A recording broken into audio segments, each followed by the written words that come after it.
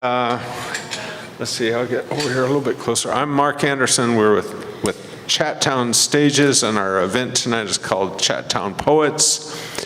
And we've just finished our open mic, and now we're going to have some time with Meredith Jade, AKA the River City Street Poet.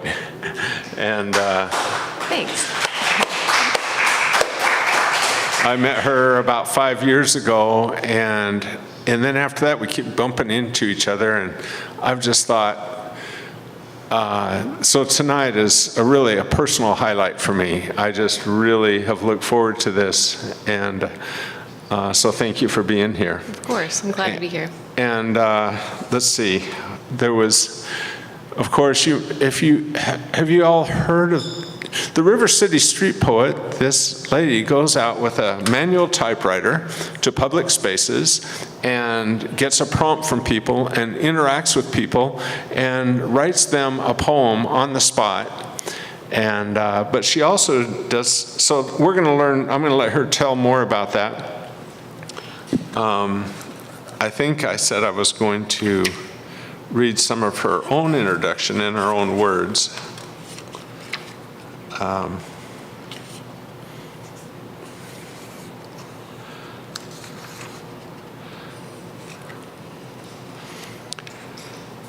As simple as it would be to write this is her book, Bespoke, which we will talk about. As simple as it would be to write a short intro and send you on a journey through these poems, I find it my duty to tell you about my source, how this journey, these poems came to be. A piece of me lives in each one.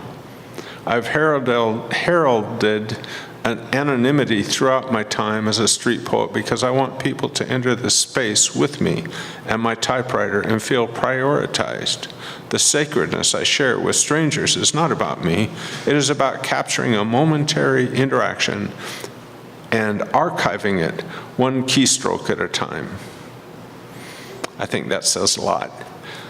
Thank you. I was telling them earlier that's kind of why it's hard for me to do these kind of things, because even though I'm a performance poet, I do it in a very kind of obscure, kind of intimate way, like I mentioned, and giving people space to talk to me about it. So usually the poems that I write are not about, what I'm thinking or feeling, but kind of as like a translation of what other people are feeling when I meet them. So this is like a performance style poetry that's out of my comfort zone. So just a little bit of background. You are from Alabama, right? I am. And moved to Chattanooga. Yeah. And you love the city too, I hear. I do.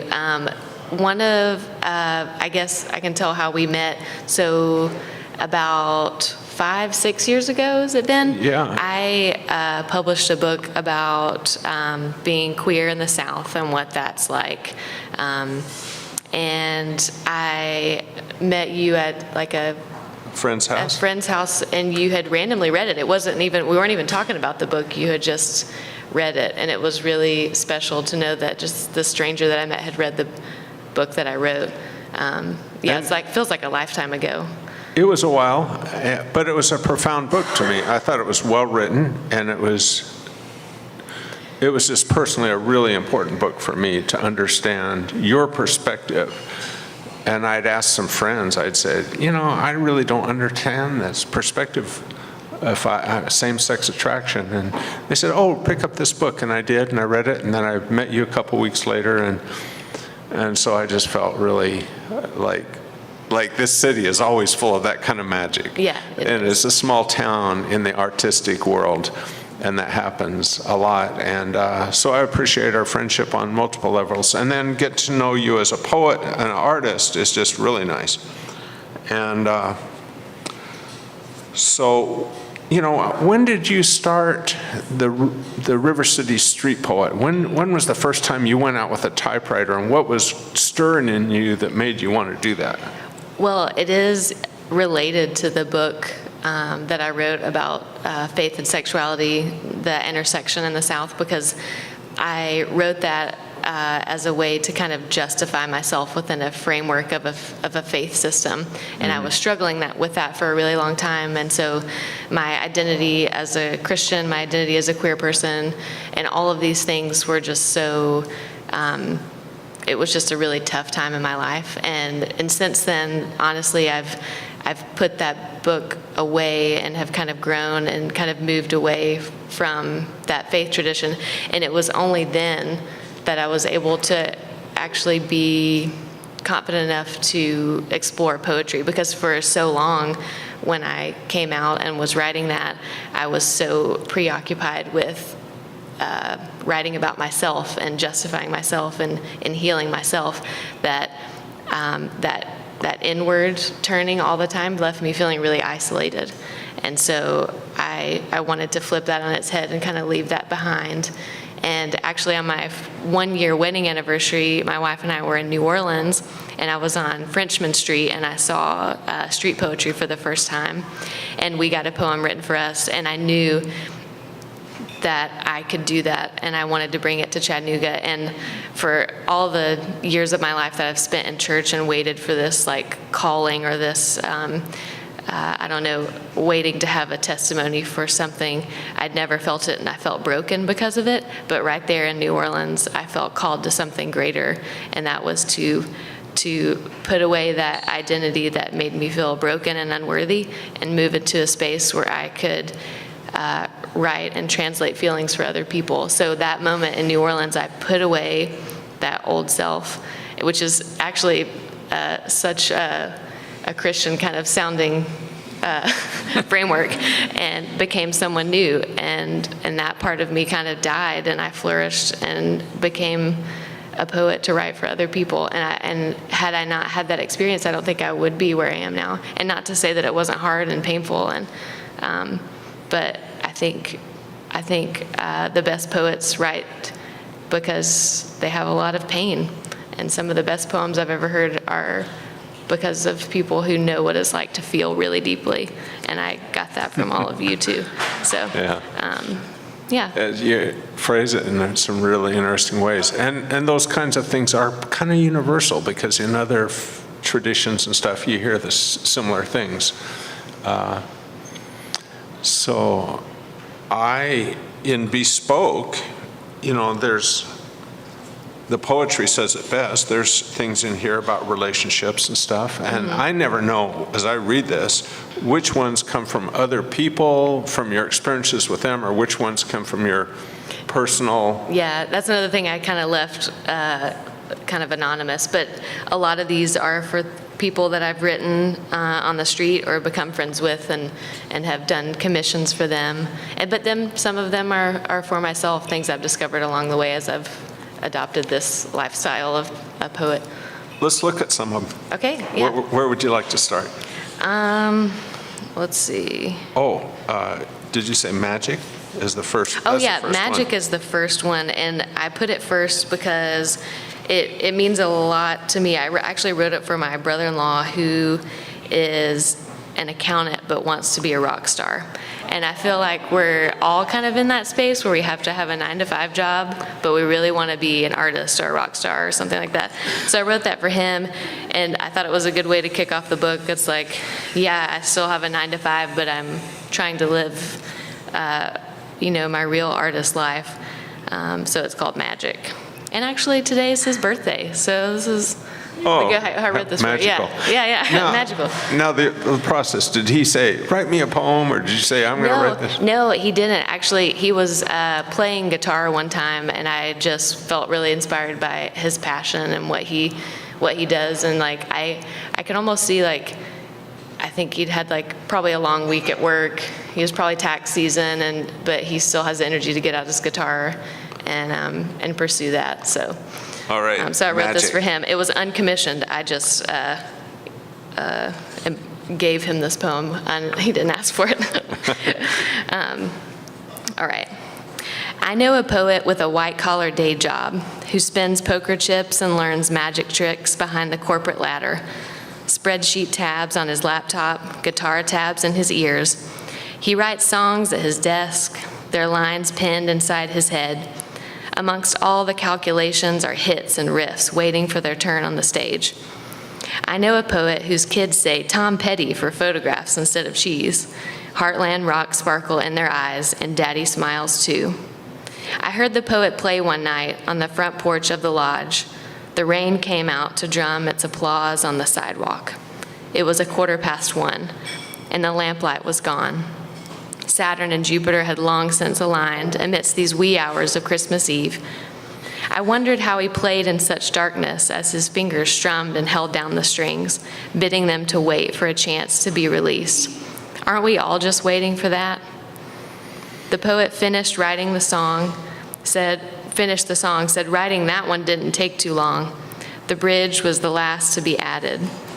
I guess if you're writing about where you're going and where you've been, the bridge is more than passage to the end. It's magic. Nice. I should teach a class on poetry appreciation, because when I go through this, and of course, maybe you don't have the book in front of you, which you can buy one before you leave tonight.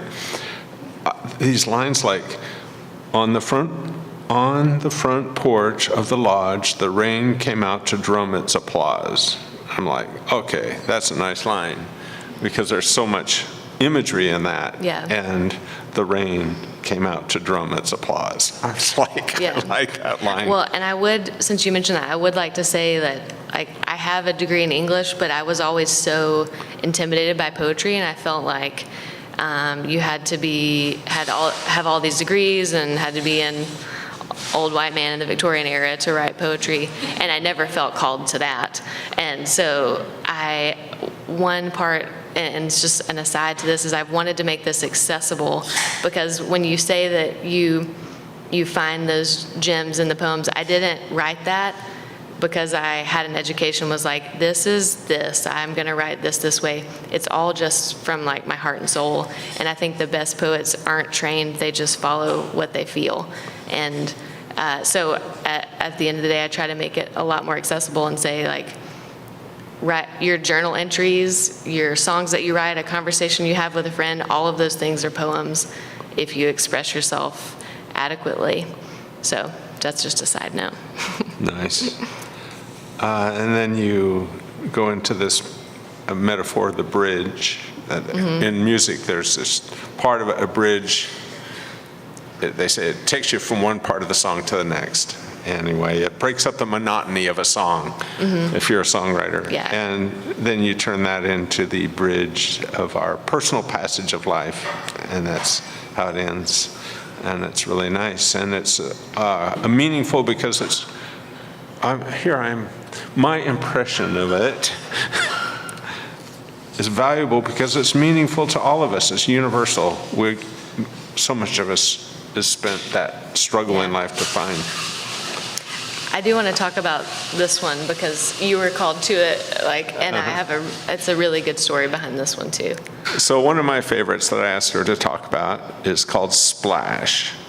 Do you want to tell the background before you read it? I'll tell the background, and this was written for someone. One of my first events that I did writing poetry was at someone's Diwali party, Festival of Lights party, and I was writing, and this person came up to me and commissioned this poem, and I remember just being, I felt so drawn to this person's personality. They were just vibrant and artistic, and I just felt drawn into this orbit around them. And I wrote this poem on the spot, and she asked for something about art, and I wrote it, and it's in here. But I want to say that she is a testament to meeting someone and becoming friends through poetry. And ever since I met her that night, the next thing that I wrote, she actually messaged me and said, can you meet me for coffee? My little brother just came out to me as trans, and I need help understanding that. Will you meet me for coffee? Will you write a poem and help me understand this? So I met her for coffee. And then we keep seeing each other at events. We become close. Then she starts dating someone, and she's like, I'm really, I think this is my person. Will you write this poem? I write the poem. they end up breaking up, and I'm sure that poem has been burned or thrown away, and I really like that. That's fine. And now she's, with someone else who I think like really is the one. So I've written for her for so many aspects of her life, and just recently, the past couple weeks, her brother just proposed to his partner, and I'm going to type poetry at their wedding. And so it's so cyclical of this, meeting someone in an unfamiliar space and creating a bond in 2 minutes. And now I've written for all these stages of her life and kind of helped her get to meet her brother and celebrate his wedding and all of these things. So the poem is super short and it's not super meaningful, but the story behind it is. So this is what I wrote for her at a very dark party where I actually couldn't see what I was writing at all. It's called Splash. Splash of color against the wall adorns a gloomy gray cast hall, a solitary piece of art. Layers of acrylic crackle in eccentric ways, peeling back boldness, bravery, and the sophisticated ability to stand alone, a gallery all your own. And so that's what I wrote for her that night, and she has it, I think she has it on her fridge or something, but we have bonded over that, and she has shown up for me in every occasion. She showed up for me when my book came out. She has, we've shown up for each other in magical ways, and that's one of the beautiful things poetry has given me. So when I read this, I knew nothing. The book doesn't give the background, what the prompt was, or the setting. I just read, splash of color against the wall adorns a gloomy gray cast hall. I like what you do with the words and the sounds. You got just a rhyming couplet. A lot of contemporary poetry doesn't rhyme at all. Yeah, I still love rhyming. I'm a big fan of rhyming. I love the sounds of the words, and when a poet takes time to say, I want to hear something. It's like our music. Yeah.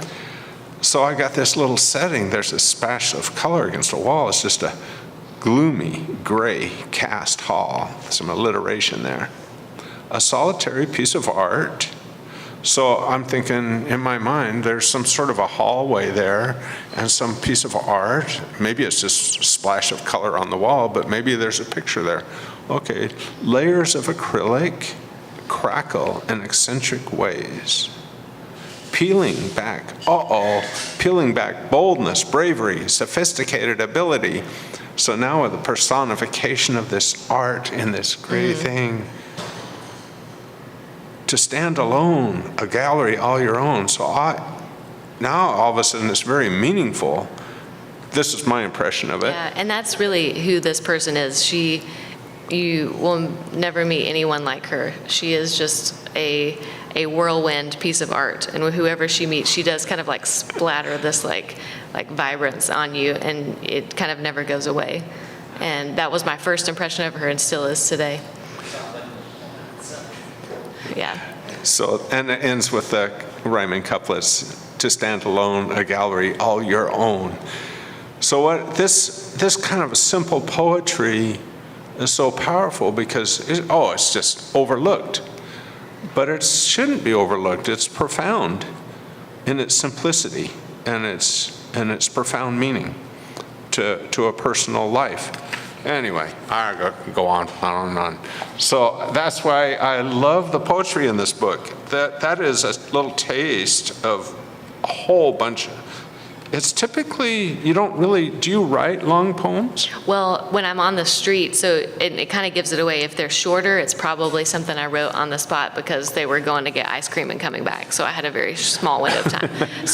But if they're longer, it's something, people start commissioning me to do things, and I have a week or two, and then I'll mail it to them. And then some of them are for me, and they're longer, and they're usually more depressing if I wrote them. But so that's the dead giveaway too. What else do you want to read then? Well, I'll let 4 poets here decide. Okay, I have one about a dream I had about God during lockdown. One inspired by Mary Oliver. Someone requested, someone who loved Mary Oliver, something like really pastoral, and then something about synesthesia, so like the amalgamation of the senses. So, oh, okay, okay. Especially with Rosalind, is that your name? The last one you read about, so senses. I feel like you might like this one. Okay. If I can find, oh, there it is. Okay. And I wrote this for someone who was wanting to make an art exhibit that would, like each room was going to be like a color, and you get to experience the color in different ways. I don't know if that ever came to fruition, but the poem is here. What sound does a smile make? Yours, waves rushing to shore, a sound I've never seen before. My smile greets yours like twigs gently snapping on damp forest floor, inviting you to explore my sound. And then my brain evokes a memory. It tastes of you and deja vu, as though you've washed up on my shore before. I say hello. The letters taste like evergreen, gin, and Christmas. Nice to meet you. Might as well be a celestial choir descending from your tongue. Synesthesia, a gift given to experience you fully. Dots connected, aura unexpected.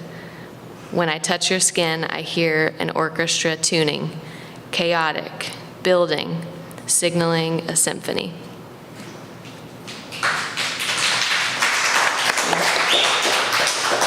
Would you like to say some more about that? That's about all the background I have on that one. I do love the concept of mixing senses and wondering what sounds smell like and all of those things. I've always been enamored by that. But What else would you like to share? I like resilience, but what would you like to share? let's see. And you mentioned that you might have some stuff that is not in this book that you might want to share. Yeah, I do. Let me read. I'll read the one I wrote about finding God in a dream, and then I'll read one that I wrote after kind of my deconstruction period about baptism. I don't know how many of you experienced this if you grew up in the evangelical tradition, but I was baptized so many times because I thought every time would fix me. And so I wrote a poem later after I'd kind of finished this deconstruction process about wondering if I could unbaptize myself and get rid of that feeling. So I'll read the first one about finding God, and then I'll read the other one, which, Allison, I think that's on my phone, so I may have to grab that from you. This is my wife, Allison. Let me see if I can find this one. Okay. Okay, finding God behind closed eyes. Last night I dreamt I met a person. There was a glow, but it wasn't celestial. The glow was in me. I met a person who was the sum of all the best qualities of my favorite people. Her face was familiar, though I'd never seen it. I just knew all these things to be true here in my dream brain. For a few seconds after I woke up, I could still feel the residual euphoria from spending REM with them. We set up a ladder and climbed to the sky, their steps in step with mine. We leaned a rung against the arm of a star, inhaled its dust and floated down. It was hard to tell if we were adults or children, because we talked of deep love, painful love, but we also rode scooters and let the galaxy flow through our hair. We rode along a dimensional path that hairpinned itself, folding time until we reached autumn. We collected leaves there in our arms, stacked them like a deck of cards, drew eyes along their veins, and then scattered them like all-knowing confetti to the universe below. We floated down too, and this time I knew our time together was over. When I woke up, I knew she was God. An amalgamation of the best days, the best ways you've ever been loved, in one unidentifiable face. We were on an adventure of 1,000 lifetimes, and I can still feel that stardust in my lungs.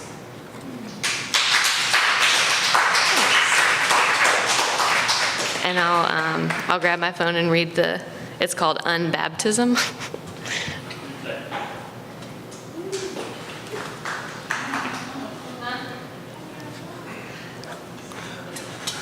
We are pretty casual here.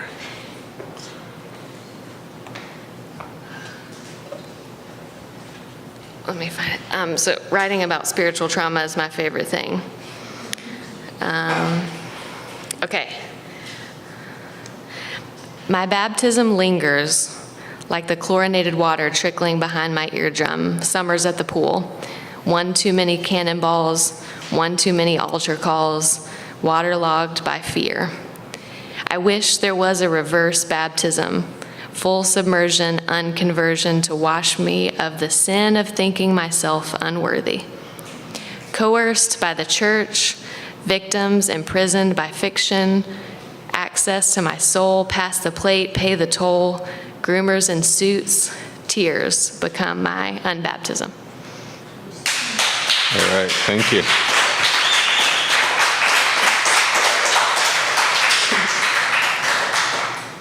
Sounds like y'all have some spiritual trauma. Yeah. I'll try to read. Do you have a confliction between you being religious and you being queer? I used to. Is there a real friction there? Or? Well, and so when I wrote the first book and when we first got together, I spent months and hours, nights, sleepless nights, like talking to priests and pastors and anyone I could get any book I could get my hands on, any like Hebrew, Greek translation I could get my hands on to justify myself within the framework of Christianity, until there was a day I woke up and decided that framework was not for me. And that was the day that I was set free.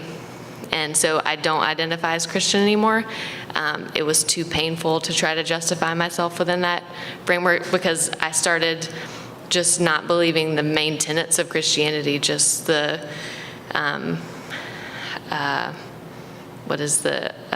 substitutionary atonement, like all of those things. I just didn't believe anymore, and I left that behind. And once I did, I was free. So. Yeah, the recording probably didn't hear the question. It was about, he asked about her conflict, if there was a conflict. So thanks for answering that so well. And here, since I moved to Chattanooga in the heart of this very religious city, most of the people I meet, so many of my friends, are in a process or a journey of their faith journey. And it's pretty common conflict, and the journey is not over for most of the people I've met. And yeah, and a big fear for me for finally coming to grips with the fact that I did not want to be part of that faith tradition anymore was thinking that people would just feel like I gave up, or like, oh, she finally realized that she's just going to hell. Like, just give it. I didn't want someone to think that I just quit. And so that, and that like nature in me, I had to, and I guess as ego, I had to really let go of and let myself be free from that without wondering what people thought, because it's nobody's business at the end of the day. And I would love to talk about it with anyone, and I think I came at it from a very like respectful and educated standpoint. But yeah, it was hard to leave because I was afraid of what people would think. yeah. Well, your poetry, it's in there. Mm-hmm. In this book.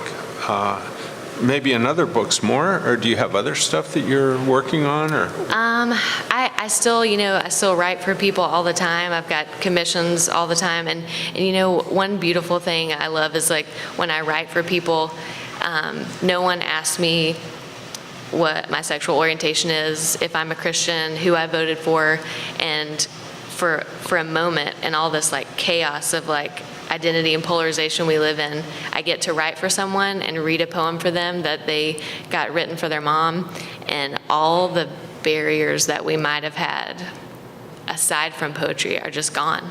And I think it's one of the most beautiful things in the world, especially with how we live now, of always having our guard up and knowing that when we talk to someone, we disagree with them, we don't like them based on certain boxes that they check or don't. And so poetry has given me a chance to give someone a chance without writing them off. And so, but yeah, I'm always writing poems for people. Let's read a couple more of them. Okay, you have Did some you- you like? Or, Well, many. One in the, well, I like Resilience. It's another short one near the Okay. front. But then the one about the hammock is about in the love oh section. yeah, so that is one of the first ones I wrote for a couple. So, oh yes, you can have my phone. So my wife used to be a wedding photographer, and we would team up, and she would do wedding photos, and she would be like, would you like a poet to come with me and write stuff? So we would team up and do stuff. So Hammock was actually written for a couple she was doing wedding photos for, and I wrote, and then they did a photo shoot with them surprising. I think he surprised her with the poem and read it like on their first look. So it was a very like special time. What page is that? 70. Okay. All right, and then this one too, and they can't see, but I also try to use some like visual play sometimes. So like there's a part where I put far apart, and I put like a huge space between and Yeah. far and apart. And then there's one that I wrote with like autumn leaves falling, and I'll like use my typewriter and like space down, tab over, and do like falling, or if there's stars, I'll write words like flecked all over the page. So typewriters are really fun because you can do art, visual art on the spot too, which I've tried to play around with. And it's very forgiving because if you mess up, you're just like, it's one of a kind. All right, Hammock. Love walks in the woods, searches for a place to hang her hammock. She finds 2 trees. They are somewhat far apart, but they are holding hands in the sky, branches nestled amongst each other. Love looks for 2 sturdy trees from which she can hang a hammock with ease. Though apart they hold her, love floated there comfortably in the shade of this canopy. Love builds a home between us, nurtures our souls with a rest that sways us softly till roots meet. Beautiful. Thank you. Why don't we get you to read 1 or 2 more that you like, and then we'll call it a night. Okay. Or questions if someone has questions. What was one of the most memorable poems that you've ever written? That's hard. And also for reference, since I started this in 2017, I've written over, I lost count, but at some point there were about 5,000. And then I stopped counting. So it's Wow. so many. I don't know if there's one specifically in this book, but I've one I wrote one of my first times on the bridge. I wrote for this woman and her kids who were from out of town, and they were just, wanted something like about Chattanooga, the walking bridge, ice cream, something like that. A couple years later, she messages me back and said that after they met me, the daughter passed away unexpectedly. And so someone I had written for was no longer living, and she said, can you help me memorialize her over a series? And so over a series of like seasons, spring, summer, fall, and winter, Christmas, I would get in touch with the family and write something for their daughter. So something like I met her, was a stranger, and actually kind of have forgotten about that story, and then the mom reaches out. So my favorite stories are the people that come back because they were moved by it, like recurring poems. So, and that's one of hundreds. When you write it on your manual typewriter, then you don't have it saved in a hard drive. Do you take a picture of that? I did. For a while, I would take a picture, and this is actually something I may read, the last one I read. For a long time, I thought that those poems were my property, and I felt like, oh, I wrote this is mine.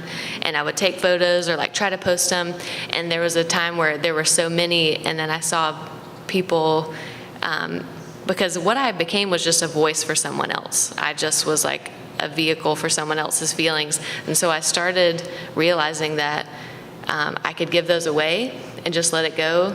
And that art, it becomes like a cyclical thing. It's like the muse is not mine. I get it, it passes through me, it goes to you. And I feel like every time I let a poem go, it's going to come back to me in some way, but I let go of it and it inspires that person with that muse that's not really mine. I could never let go. It would be so Yeah. hard Yeah. writing that.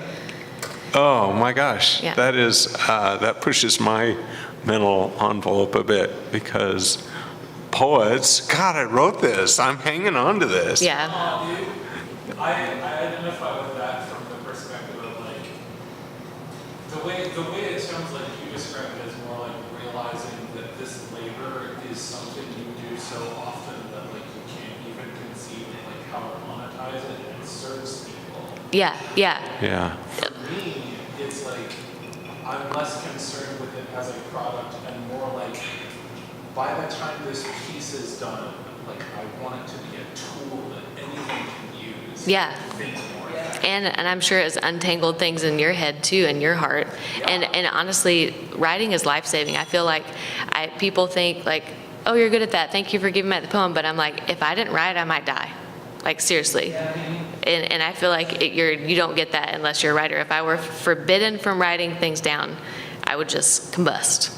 So it really is just me just staying healthy, and people get that product. To that end, did we hear the lockdown poem? Oh, yeah. This is, let's see.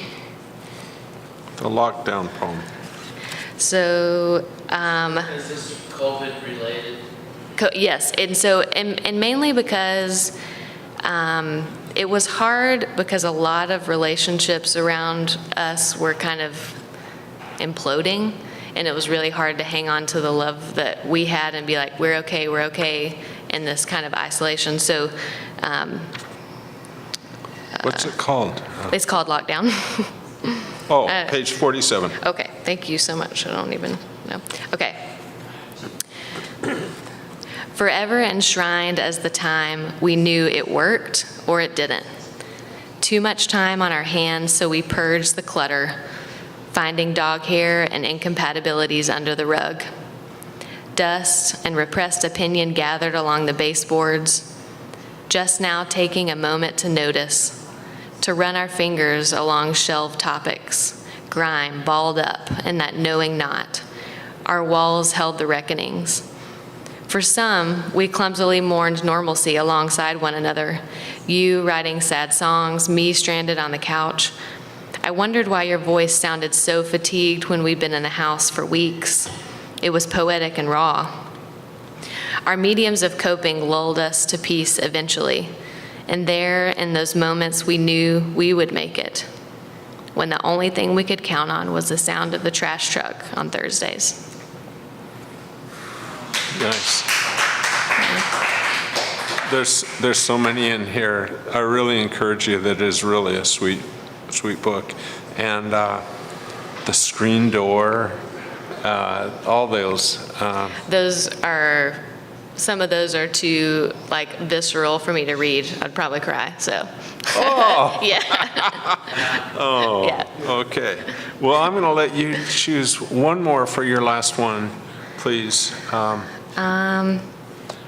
don't know. I think I want to read one on my phone. Sorry. So I wrote this this was actually a toast that I wrote. Has anyone been to the Book and Cover in North Shore, the little independent bookstore? Okay, so, oh my gosh, hey, I didn't see you over there. So they had an event where they asked some local writers to give toasts to readers. And I automatically felt put on the spot because it felt like we were so separate, like I'm a writer and you're a reader. And so I was trying to figure out how to address a crowd of people who love books and not feel like I had the authority over the book or the words. So I wrote this toast, and it's kind of random, but it might be a good thing to end on. Okay. Okay. I think often, as evidenced by me addressing you right now, that writers are heralded as having authority with words, as if there is an unspoken hierarchy or difference in writers and readers. But I challenge you to think of words as things planted and harvested. Sure, I may arrange them, but their consumption is a talent all its own. To consume and hold words is such a dear, dear task. The muse that inspires writers is merely transferred to the reader, so you in turn become moved by something supernatural. As we pick and plant words and others take time to hold them, we create something cyclical and beautiful together. I like to think that that is the beginning of a stirring, that feeling inside us that prompts us to be a better person, a better partner, a better friend, a better citizen.